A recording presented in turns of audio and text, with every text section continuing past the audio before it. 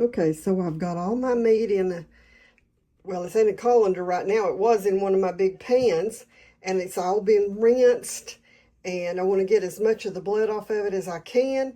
And then I'm going to just put it on one of these pans like this. I'm going to spread it out and put it into the oven and let it brown.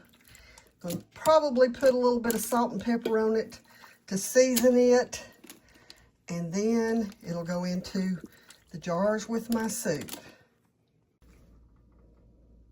So I've put all of the meat on a couple of baking pans, and I am going to put them into the oven and let them cook until they are brown all over. I'm going to set the oven on 250. Lest I forget, I'm going to go ahead and pour a jar of this chicken broth into my pot.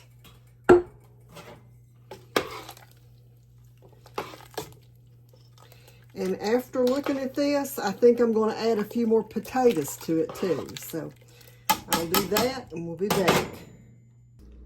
Okay, I wanted to show you this. This is the beef that I took out of the oven. I had it on parchment paper. And so I poured all of the grease off of it, then poured all of the beef into this pan. Now what I'm doing, I'll show you here, I've already done this once. See that? That is that's congealed blood that's on the meat. And I don't want that in my jars because it makes the jars look nasty, and it also makes them hard to clean. So I try to clean all that off my meat before I put it into the jars. Okay, so I got all of my meat rinsed.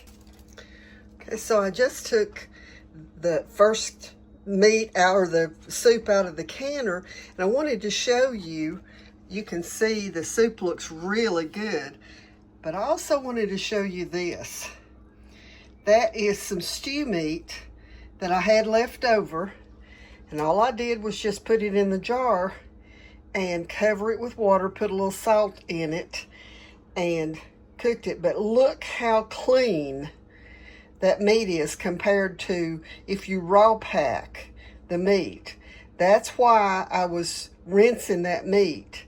So anyway, I just wanted to show you all the vegetable soup, and I had 3 jars of stew meat like this. And of course there's not a whole lot of meat in that, but then I've also got beef broth in that as well. So anyways, God bless y'all.